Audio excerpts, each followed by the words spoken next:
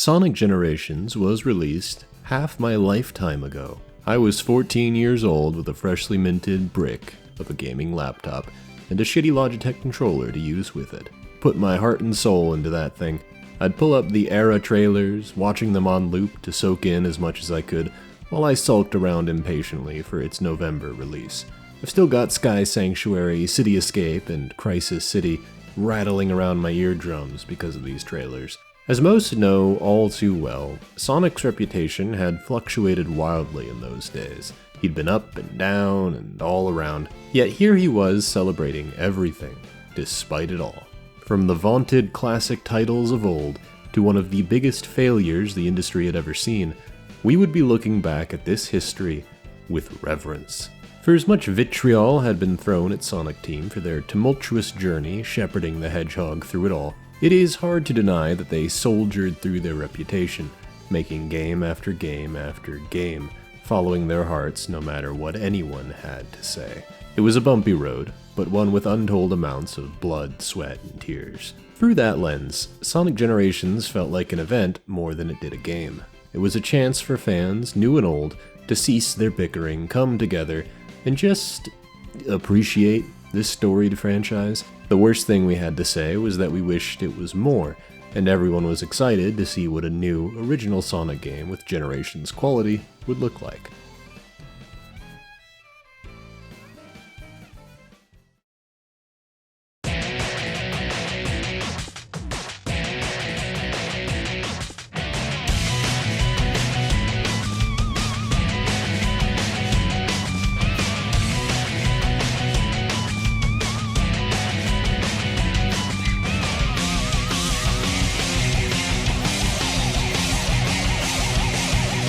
Shadow Generations somehow sits in almost the exact same position. After years of mixed reception, high-profile gems, and near endless warring within its fanbase, here comes a game that celebrates in the face of it all. A game with a burning reverence for past titles, including more controversial entries like Forces and Frontiers. I suppose Lost World doesn't count. Admittedly, it seems like nobody cared enough to notice. It's a game with phenomenal level design, giving Shadow a moveset which makes him arguably the most fun version of himself yet, instilling within me a drive to play his levels over and over and over again, just as I'd done religiously 13 years ago.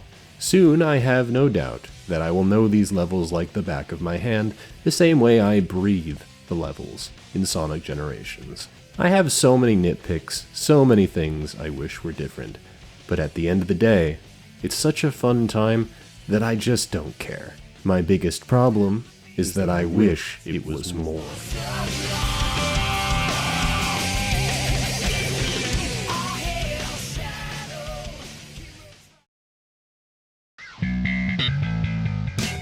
In the era of the remake, Sonic Generations is still the kind of look back that I wish more franchises would pursue. Rather than capturing a single moment in time, a release people remember fondly, and recreating it, Sonic Generations seeks to capture all of its history, wrapping it in the gameplay identity of both the past and the present. In that way, I suppose it does lack an identity outside of its past. It is built entirely from nostalgic remembrance, very similar to a remake. Paradoxically, that very fixation on the past is what I would argue creates its distinctiveness, that it seeks not just to recreate the past, but to mold it into a set of levels with an entirely different look and feel. Take City Escape, the first and most iconic level from Sonic Adventure 2. That level represented something. It was a radical shift in philosophy for Sonic, a push into a shonen-esque story direction with a focus on high-speed action platforming. It's a longer, narrower level that starts with you skateboarding down the hills of San Francisco. You're constantly barreling downwards, like you're moving so fast you're about to exit the planet's gravitational pull and fall towards the sky. There are moments to press the jump button with proper timing to stylishly vault off ramps or poles, set to a vocal theme about following your heart and setting yourself free. That's the kind of energy SA2 embodies, constantly pushing forward, away from your own limits, no matter the consequences. How does Generations capture and build upon that energy through its two contrasting playstyles? Classic Sonic pumps the brakes a bit. It remixes that classic song to give it a softer, bumpier tone. It removes some of the heavier drum and bass, replacing it with more pronounced techno beats. It's a much more explorative piece, taking that song and playing with its original feel, sometimes obfuscating the vocals, ramping up to a new climax, but never quite escaping its high-energy feel. That reflects how the level is remixed as well, featuring the multi-tiered pathways which made him stand out to begin with. Ones which promoted more methodical platforming and an urge to explore its routes to find the optimal path. It's a more classically built Sonic level, yet it still has SA2's frenetic charm, as the gun truck comes by to chase you at various points, destroying higher and faster pathways to punish slower players. You don't start out with a skateboard. You find it as a power-up later in the level and have to maintain it to utilize its unique pathways and shortcuts. The moment you hit a wall, you lose it like you'd lose an elemental shield. It's still a level which embodies that spirit of moving forward whatever the cost. It's simply a more expansive, more evenly paced version of that philosophy. Modern Sonic heads in the opposite direction, dialing City Escape's mission statement up to 11. It plays up the drum and bass, strengthening that explosive opening where Sonic touches down on the ground and starts boarding. Modern Sonic can boost as soon as he touches the ground, ripping through the same amount of space which took a previous version of him a lot more time to cross. I would argue that the boost approach to Sonic games is an evolution of the SA2 philosophy, taken to its theoretical limits. You jump off the same ramps, swing off the same poles, but now those moments are more frequent and more intense. You run down the same building, but there's no time to sit and linger on this set piece like there once was. Sonic is so fast now that it lasts only a second or two before you're on to the next phase. The song's lyrics have been re-recorded, with a new section added, building on the song to add something new to it.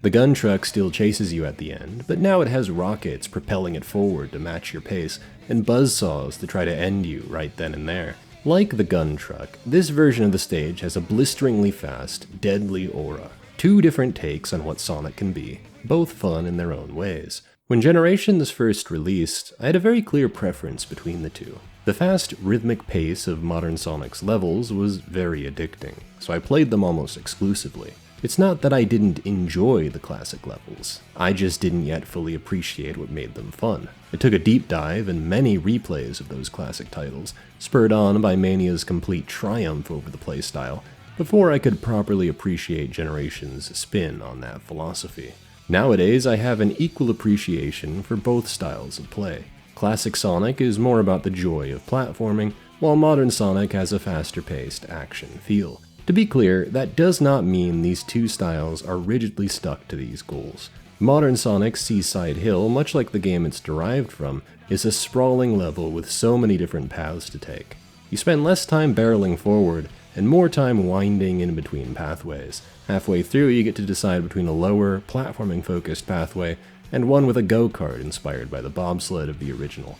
I swear, no two runs of this level are ever the same, which makes it really fun to experiment with, much like the classic levels. Classic Sky Sanctuary is my favorite of the 2D levels, and on the face of it, you'd think that's because it's a huge level with a bunch of different paths. That is true, there are a lot of different ways to play the level.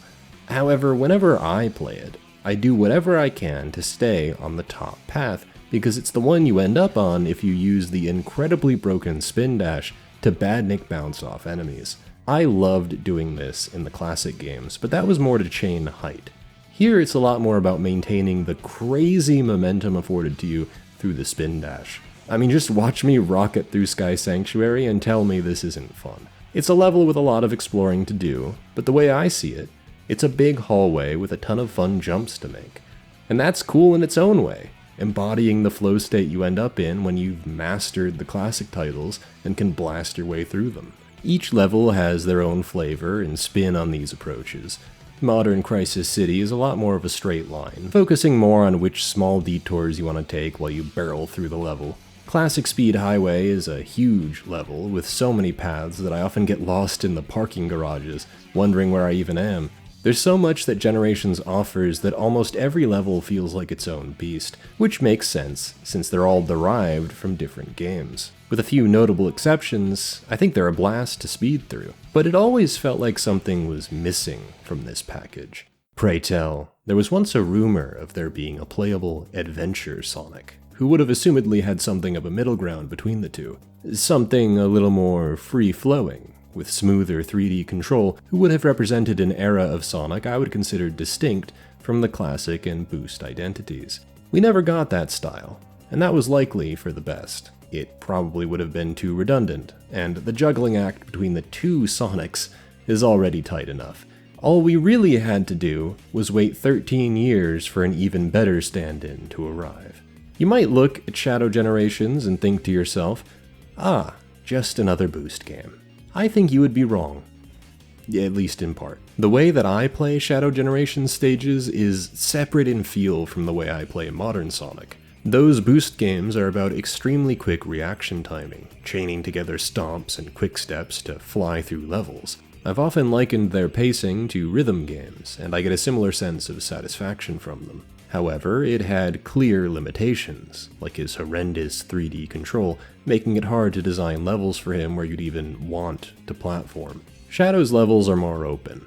While there are sections to take a more linear approach, there are many more times you'll be spit into this huge array of branching paths that wouldn't feel out of place in Adventure, Heroes, or 06. Shadow has such a fluid feel that it's a joy to glide between the paths and use your boost in conjunction with Chaos Spears to preserve momentum and fly all over the place. It's the kind of really broken, stupid stuff you could do with spin dash jumps in those earlier 3D titles, and it scratches a whole different itch. I can't personally imagine dropping modern Sonic in Kingdom Valley and having nearly as much chaotic fun as you can with Shadow's moveset. Modern Sonic's boost is so powerful that you may as well use it to do everything, which hey, I'm not saying isn't fun. There's a unique thrill to trying to get a handle on Sonic's stiffer feel, since the trade-off is unbelievable speed. Shadow's boost, especially in the air, is relatively limited, meaning it isn't always your go-to solution. What can Shadow do then? Well, he can fly off to the left at the beginning of Kingdom Valley and spam Chaos Spear to preserve his forward momentum in the air and completely bypass the wind rail for a cool shortcut. He can do the same in Radical Highway, Chaos Island, and Rail Canyon. Project 06 is one of my most played Sonic games, and one of the reasons why I can't get enough of it is thanks to Shadow's combat-focused playstyle. Defeating enemies in that game will fill a bar that lets each character perform unique actions. For Shadow, it unlocks abilities like Chaos Snap and makes his Chaos Spear even more powerful. It's really fun to run around destroying enemies, tearing through levels like the Ultimate Life Form should. Shadow Generations has a very similar feel. Chaos Control is a very powerful resource, but you need to weigh when it's beneficial to defeat enemies to save time. You're not always going to want to use it, since it stops pulleys from coming down and freezes your Chaos Spears in place. I like this heightened relationship you have with enemies, not simply killing them to keep boosting, but figuring out how many of them you need to defeat to use Shadow's signature move to fly through space-time. It makes sense to build Shadow like the ultimate weapon, using his abilities to go fast instead of his innate speed. Doom Blast can rocket you in any direction you want to go, bypassing intended sections of the level with ease, should you track down the special enemies that enable it in the first place and open them up. Doom Morph is initially very unintuitive, but the first time I boost jumped off a wall and flew through the air, I realized I had just unlocked the spin dash jump. It's funny, Doom Morph has so many other applications. It's essentially got a grappling hook, and you can cancel it to slingshot you in whatever direction the tendrils are pointing through the grapple points. But whenever I got my hands on Doom Morph, I kept trying to find ways to skip everything by boost jumping, usually to fantastic effect. It makes Chaos Island one of my favorite levels to replay, and I only wish the form was used outside of this level. Even this game's super form, Doom Wings, radically affects how you replay the level, opening up huge shortcuts in levels like Radical Highway and Rail Canyon especially, rewarding you for saving Chaos Control to refill your boost meter. You don't just get to fly over the entire level with the press of a button like modern Sonic's transformation. This one takes some amount of skill, and it again reminds me of the P06 Supersonic Air Dash, except this time on crack. It means that every level might as well have two different runs to mess around with. try both acts of Radical Highway with and without the Doom Wings. They're basically different stages. Of course, I'm not saying that these levels play exactly like the adventure games, just as I'm not saying you can pigeonhole Sonic Generations into two rigid playstyles. Sunset Heights is a fairly linear level that feels more like a traditional boost stage, and each zone has an Act 2 set entirely in 2D, which shares similarities with those games as well, using relatively simple, reaction-based action platforming. All I'm saying is that Shadow's fluid moveset gives me the same feeling as those adventure games did. A glaring hole in base Generations I never even knew needed filling. Though, to give credit where it's due, the game it reminds me most of is Sonic Frontiers. It's a little bit crazy how much this game made me understand Frontiers and what it was trying to do. The open zone hub in this one has a lot of the same hallmarks. There are little platforming challenges dotted across the area with collectibles to pick up, except here it feels like there's more of a structure to these challenges, making it even more addicting to fly around the place, picking everything up, trying to skip sections entirely. That was the most fun I had with Frontiers too, but it only really carried me so far in a game that mostly felt like I was drifting from platforming section to platforming section on autopilot. Here, it's like the hub is an extension of what you do in the levels, a place to chill out and practice your movement and other abilities. Kind of feels like the final form of the old hub worlds you'd get in games like Adventure and 06. Long after I had 100%ed it, I would just run around the zone screwing with Shadow's abilities, maybe trying to perfect some of the mini challenges. The mark of an excellent platformer, for me, is when I fuck with its controls. And I melt away into Shadow Generations. It's the perfect blend of speed, air control, and just enough tricks to break everything. Its compact size and density of collectibles almost everywhere you look makes it feel like a collectathon, which is how I most enjoyed Frontiers. Compare that to Generations Hub, which was very fit for purpose. You use it to get to the next level, very occasionally jumping on a few platforms to reach the challenge acts. I'm pretty sure it's this way to accommodate classic Sonic's design, and also to fit within modern Sonic's more limited platforming controls. It's always felt like an afterthought, and I never enjoy engaging with it. Shadow, though, is unbound by these limitations. He's free to move about as he wishes, in entirely 3D levels and hubs of his own, arguably the closest we've come to a style of game we haven't seen in a very long time. It's really only fair of me to point out that Frontiers paved the way for this, even if I hated its controls in cyberspace. Most of its level design was stolen from past games, and all of its levels end before they even get going. Look, I really did have some fun with that game. I even got the Burger King crown. I wouldn't do that with a game I hate. My point is that Shadow Gens isn't simply a reference to the 2000s, it's a lost game that we recovered from its wreckage at the bottom of the ocean.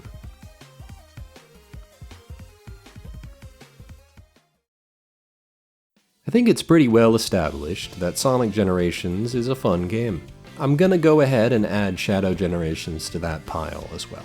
One big pile of fun. For me, though, Generations has always been about a lot more than how it plays. As I said, I view it as more of a tribute event than a standalone video game. The ways in which it struggles and succeeds to be that are fascinating. Apparently, there was a poll that ended up deciding which stages would end up here. Green Hill Zone is probably the most obvious pick, and as sick of it as I am, it was awesome to see it touched up like this at the time. I still think it's my favorite iteration of the level, with a sick set of musical remixes that fit both styles of play. I don't care how many times they shovel it down my throat, they'll never make me hate this level in its original form. It's a legendary zone, and the only part of Sonic 1 that I love. For these reasons, levels like Chemical Plant and Speed Highway make perfect sense. They're incredibly iconic levels, and probably the first stages that come to mind. This reveals some interesting things about Sonic. First of all, his best levels are apparently cities, in every sense of the word. City Escape and Rooftop Run are places where people presumably live until Sonic disrupts their daily life. Meanwhile, Sky Sanctuary and Seaside Hill are ruins of civilizations which once lived. Chemical Plant and Planet Wisp are also incredibly similar in the messages they convey about industrialization and its impacts on the environment. These levels all make a lot of sense, but they're so similar to each other that they blend together a bit. In one sense, picking the levels which the fans have told you are the best is the most surefire way to give them what they want in a game that is purely fan service. On the other hand, it also leads to a situation where the final level is from a game that came out a couple years prior and does not feel like a final level. One of the worst things about Generations is how it skids to a halt, ending on the worst set of levels in the game with no climactic release of any kind. Planet Wisp is just too gimmicky, which is odd because I love the level in colors. I think that was mostly because the level design was more spacious, and using the wisps to explore it was a lot more interesting. Generations' take is linear and extremely long, giving classic Sonic the Spike Wisp and modern Sonic the Rocket Wisp. You can have some fun with the Spike Wisp to get through platforming sections a little quicker with some smart ceiling antics, but for the most part, they have you using this thing to activate switches and other boring activities. The Rocket Wisp was one of my least favorites in colors, but at least there you could use it to find secrets off in the sky. Here it is almost exclusively used to break through designated ceilings. Otherwise, it's a lot of slow 2D platforming. After that, you get the privilege of flailing around with a worse version of the Egg Dragoon, and then the Time Meter happens. I still don't know what's going on in this fight, and I probably never will. It's funny, I think the boss fights here make a lot of sense. Metal Sonic, Shadow, and Silver make sense as rival bouts. The Death Egg Robot is likely the most iconic boss for classic Sonic, and Perfect Chaos is a great stand-in for the early 3D era.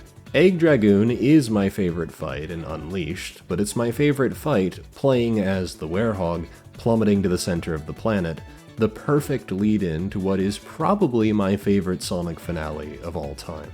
To be fair, their only other options were Solaris, Dark Gaia, or the Egg Nega Wisp, so I guess I understand why they chose the way they did. It's just a shame because I think the way they're able to capture perfect chaos, mechanically translating that fight into a boost context, is so cool. Maybe it would have been better to have classic Sonic go up against this one, but then again, I guess we did eventually get that, and perhaps it was for the best that didn't happen here. It's hard for me not to imagine a version of Generations where we got a more diverse set of levels to celebrate how varied its theming is. As much as I love Seaside Hill, it's still an inclusion I struggle to agree with when its source game had levels like Grand Metropolis, Frog Forest, Hang Castle, and most importantly, Egg Fleet, the best Sonic level ever created. Unleashed is in a precarious situation since it plays so one-to-one with Generations that they were able to mod its day stages into it with very little issue. Rooftop Run is also definitely the most popular level of that game. I just can't help but think of a timeline where we got Cool Edge or Jungle Joyride instead. Maybe Asteroid Coaster would have been a better fit for a climactic final level. Luckily, there is another version of Generations. Oh, you thought I was talking about Shadow? No. I'm talking about the handheld Generations. Yeah, this exists. This one did have different levels, even if their choices didn't actually end up mattering very much. Still, outside of Green Hill, we've got a whole new roster of levels. Casino Night is a strong pick for Sonic 2. A lot of people remember that level fondly, and it started a pinball trend for the rest of the games to follow.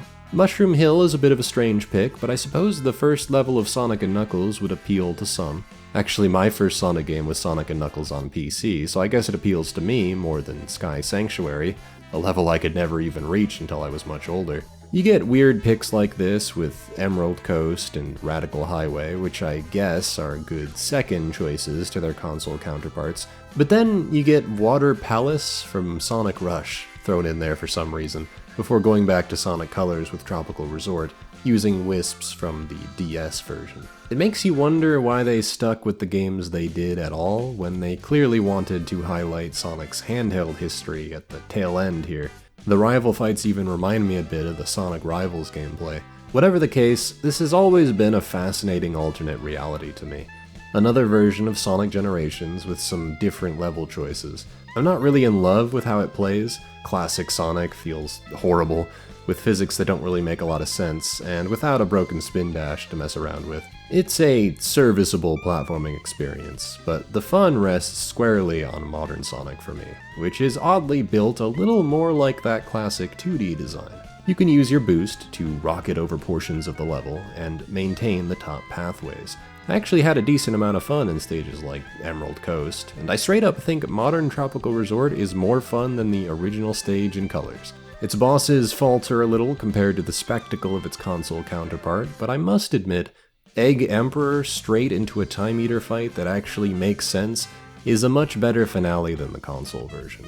It also raises interesting questions, like why weren't there special stages in the console game? This version has them based on the hero stages, and they used to be a pretty big part of the Sonic games, even if they were eventually forgotten. Probably would have made more sense than beating up Shadow and Silver, who I guess now have the Chaos Emeralds on them. These are the questions you have to ask yourself when making a game celebrating a franchise that has done so many wildly different things. You need to prioritize what stuff you play around with and what stuff should stay in the past, and that's inevitably going to upset some people. I think a lot of the levels in Shadow Generations make sense to be included here. The Space Colony arc is where Shadow was created, and Kingdom Valley is where he first awakened Mephiles. Ending on Radical Highway also means that Shadow's game here ends where he began, the complete opposite of Sonic's campaign, which started where he began. I love how they tease Radical Highway in other levels before dropping you into it proper, and the way the level is distorted reminds me a bit of cyberspace. My disappointment comes in, really, with the lack of representation for Shadow's own game, which basically is just Black Doom and nothing else. I suppose you could say that the Ark was a level in Shadow the Hedgehog, but that's a little bit of a cheat. Before release, I was convinced we would get a Black Comet level, because why wouldn't we? It's the home base for the Black Arms, Black Doom was obviously going to be the final boss, and the way his army pours out of the biblically accurate angel that floats in the sky made it seem like we should be going there, but it's just Radical Highway. I'm really torn about this because on one hand, like I said, the way they handle Radical Highway here is cool and thematically fitting. I love how it's a more normal level in the first act and then gets destroyed by Black Doom in the second act, showing what Black Doom is going to do to the planet if Shadow doesn't stop him here and now. Honestly, it makes more sense as a final level, but the Black Comet is one of my favorite level themes from Shadow the Hedgehog, and to not see it here at all is incredibly disappointing to me. I'm also a bit miffed that they had another opportunity to include a heroes level, and the nature of that game's story being so loose means that you could essentially have picked any level and had it make sense, and they went with Rail Canyon. Now, the level ended up being really fun, so that's cool, but come on, man. Egg Fleet got snubbed twice, and something about that really rubs me the wrong way. But then I also feel like my version of Shadow Generations is inevitably going to differ from what we actually got. Kingdom Valley is no doubt one of my favorite levels in 06, but in terms of what level fits Shadow the best, it would probably be something like Flame Core or Dusty Desert, where he had his bouts with Mephiles. It's cool that we have a Mephiles fight and a rematch with Metal Overlord, but I think it would have been even cooler to go through their signature levels beforehand, which would have separated its vibe from Generations, which haphazardly slapped everything together. Still, I didn't make the game. A team of other people did, who had creative control over what we were going to celebrate. And that makes sense because a celebration isn't going to look the same for every fan. We all like Sonic for different reasons, and while those reasons might overlap more often than not, getting down to the nuances of why that fondness exists reveals a lot of distinctions you might not consciously think about. There is no version of Sonic X Shadow Generations that completely satisfies everybody. There's only the version of it that does the best possible job it can. I think the reason the original Sonic Generations had such a prolific modding scene is likely because they had desires that went unfulfilled by the game itself. People wanted to see levels like Water Palace and Sky Troops in there, so they went ahead and did it themselves. They wanted to be able to play as multiple characters, so they did that too. It's a work that gives and takes from its fans in such a loving way, it warms my heart. Hell, I would change so many things about it, but at the end of the day, it does a pretty damn good job on its own. Your collectibles this time give you old, unreleased concept art for the games included here, as well as some of the best songs in the franchise to play over the levels. Some of this art for Shadow the Hedgehog more than makes up for not having a level to represent it. I mean, look at some of this stuff. We even got a peek into Professor Gerald's journal, and that's just a sick idea for a collectible bonus. Yeah, Shadow Generations didn't do everything I wanted it to do, just as Sonic Generations didn't do everything I wanted it to do. But that's okay, because I'm greedy, and the celebration we got is sick as hell anyway. They may not have been my first choices, but it's cool that these levels even got a second chance at life at all, and I'm glad we got to see them in a different form, all with new musical remixes and fun twists on iconic set pieces.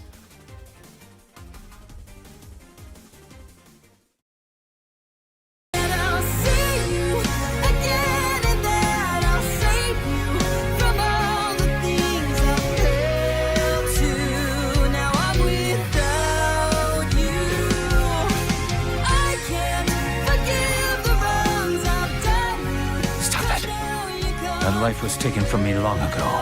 I need to focus on the mission at hand.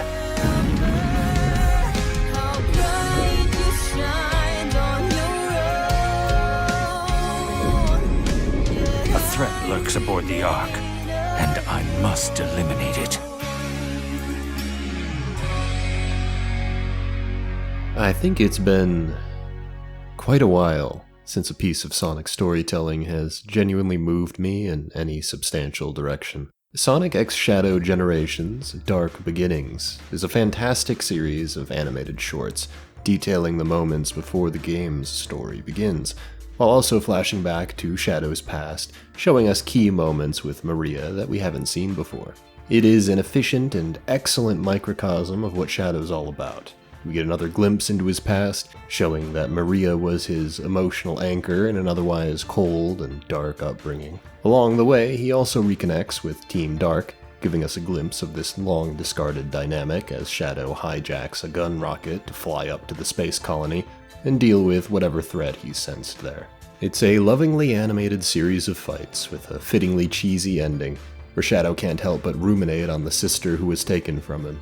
The Gun Commander even makes an appearance. Shadow the Hedgehog acknowledgement in 2024 is a bit wild, isn't it? You know what else is a bit wild? That this brilliant animated short is technically attached to a remaster that includes Sonic Generations.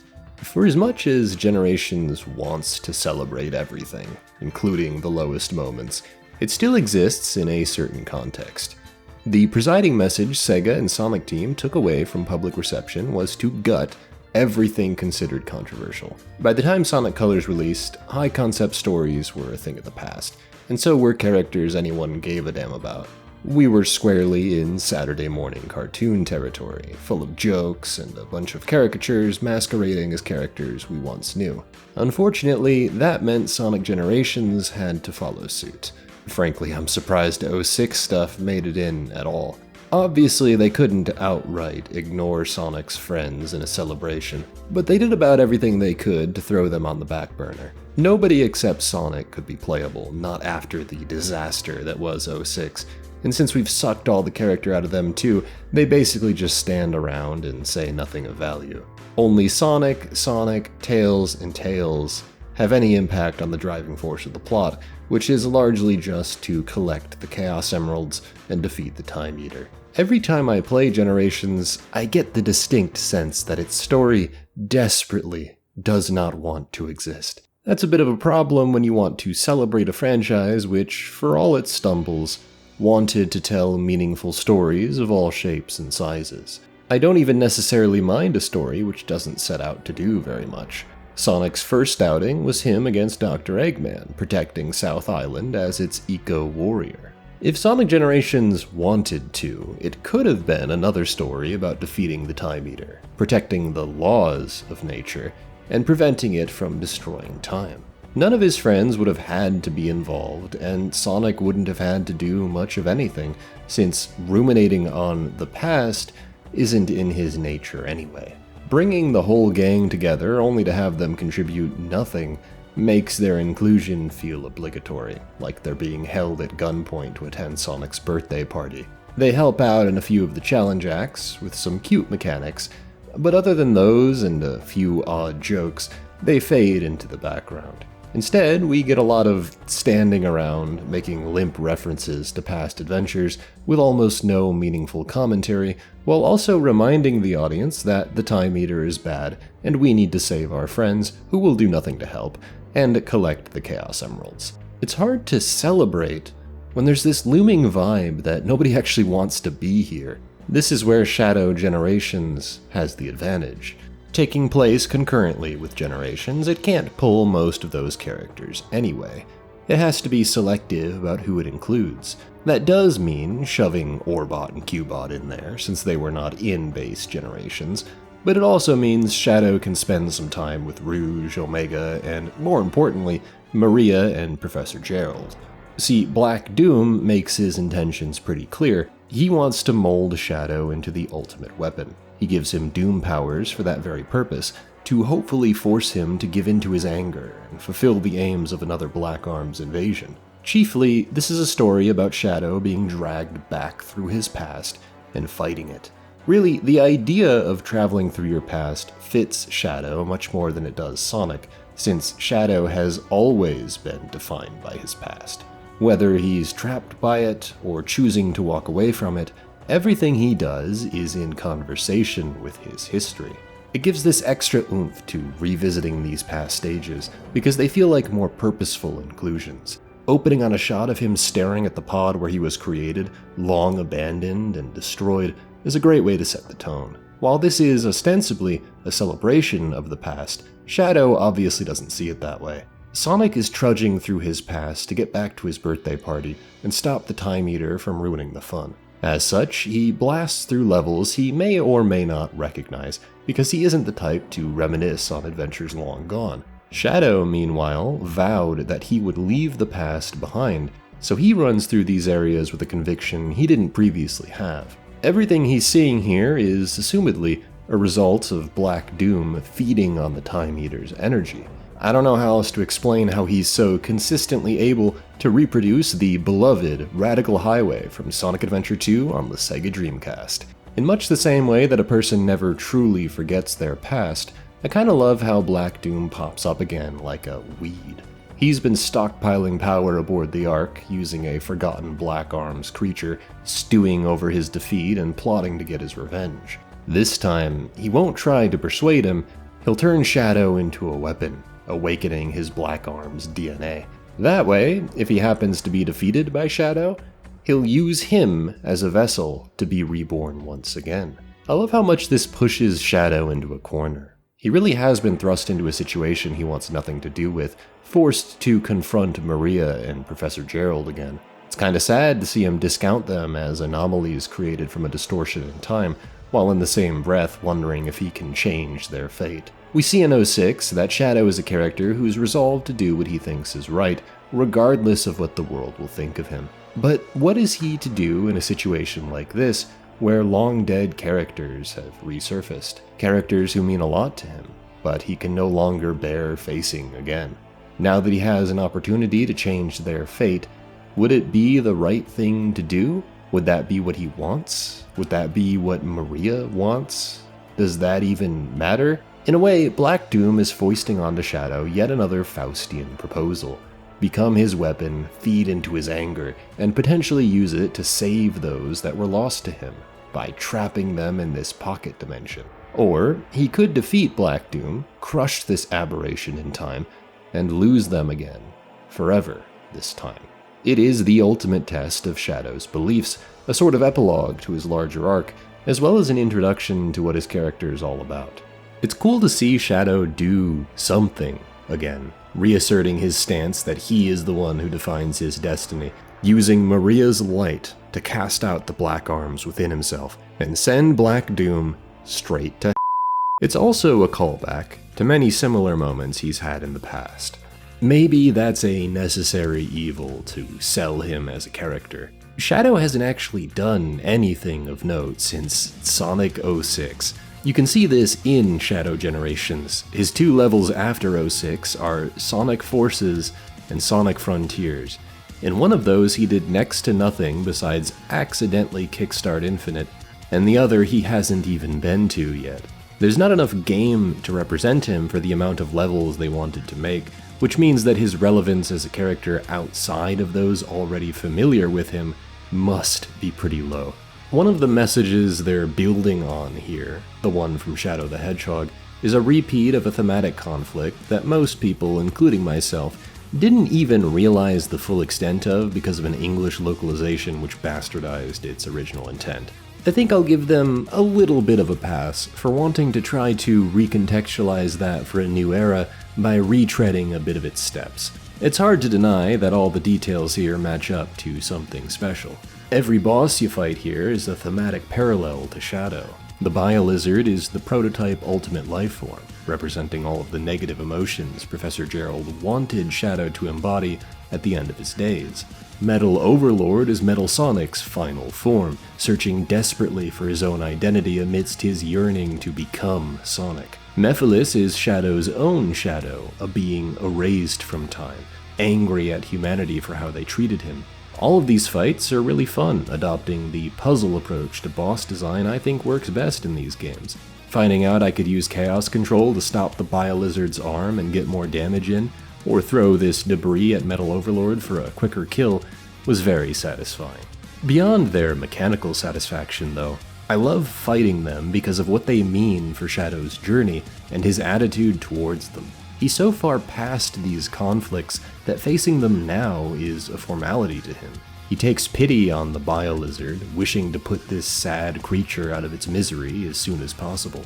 He calls Metal Overlord an idiot for desiring to be the ultimate life form. I would imagine Shadow sees a bit of his past self in this creature, who has no identity of its own, struggling to supplant it with the identities of others. Shadow decimates the robot on his own, a task it previously took 12 characters to pull off. Shadow doesn't even remember Mephiles, but that final line where Shadow tells him that there is no future for him, as Mephiles weakly proclaims that he wants to exist, that struck a chord with me. It was pretty raw. Shadow just has this determined energy as he blasts through his past, ripping it all to shreds, even if it means he has to destroy Maria and Gerald too. At the end of the day, while the past can feel safe and pleasant and known to us, the future is always worth running towards. We can't dwell on the past for too long, or we halt our own ability to grow as people. Shadow Generations exists at the tail end of a new era that Sonic Generations started for the franchise, one obsessed with the past. Their takeaway from its success was that people really liked the past, and that was true, to an extent. What it missed is that people liked the past because it didn't used to be the past. At one point in time, everything Generations celebrated was fresh. Instead of getting more adventures which replicated that spirit, we got endless revisits of the same few level themes, chucked into stories that had no clue what they wanted to do. It's been spinning its creative wheels going absolutely nowhere until someone else had to come in and try to clean up that mess. I suppose it's poetic that Shadow Generations would be the one to eradicate that past forever, giving Shadow one last chance to reconcile with Maria before leaving that past behind forever. The end of Shadow the Hedgehog has a bit of a sad tinge to it. Shadow was leaving behind his past because everything he learned about it revealed more and more horrible things. Professor Gerald might have once been a kind soul, but he ended up becoming a lunatic who attempted to blow up the planet.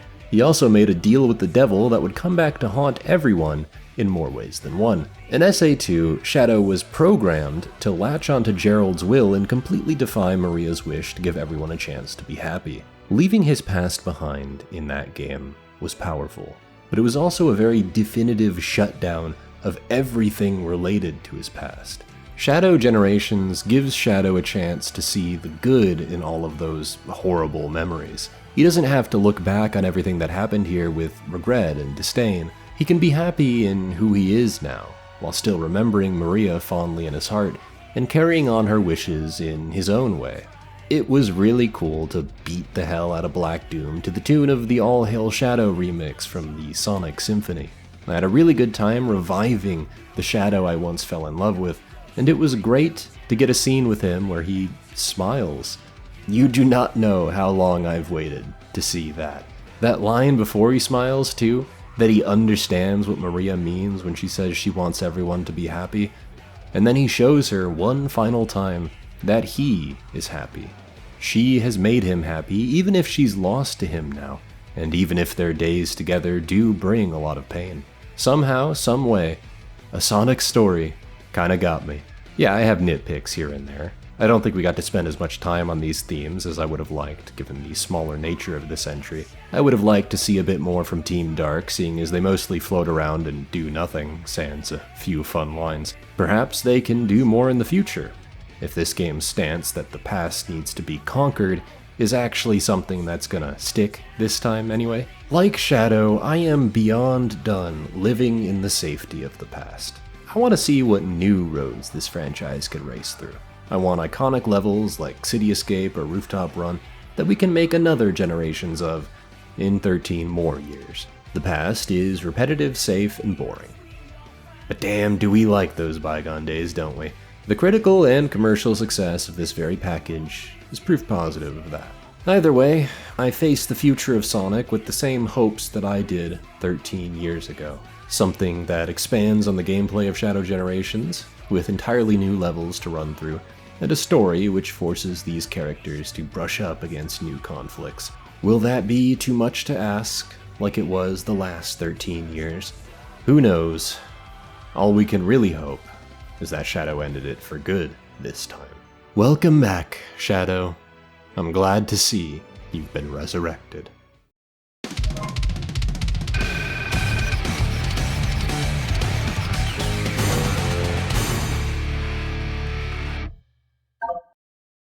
A fun exercise, I think, is imagining what your ideal version of Sonic Generations is.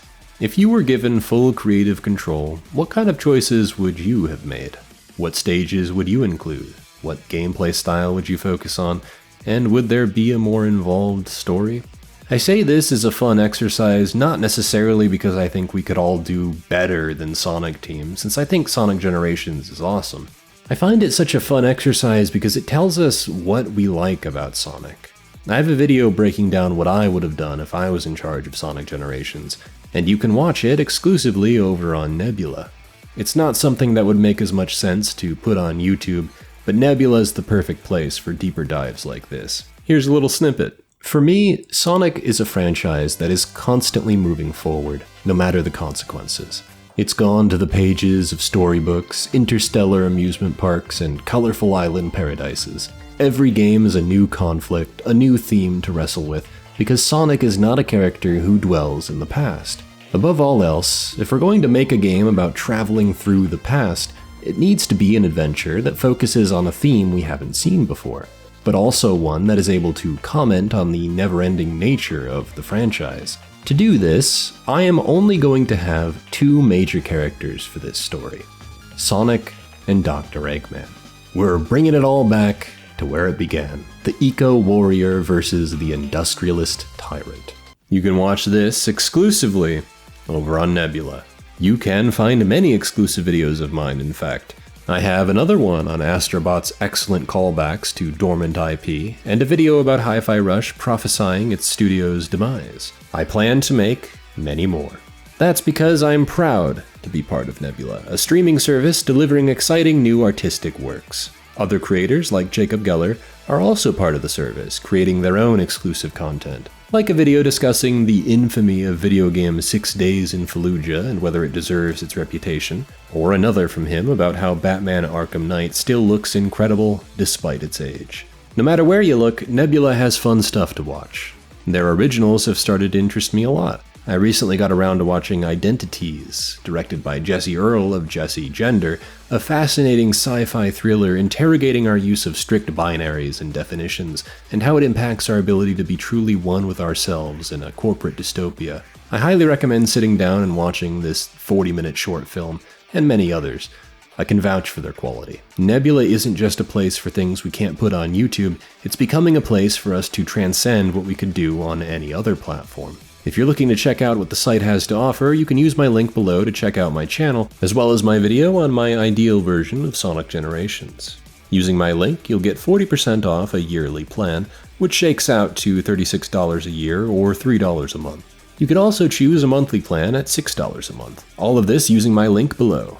New paid subscribers also receive guest passes to give out to others, so if you end up loving it, you can invite friends and family to check it out free of charge. No credit card information required.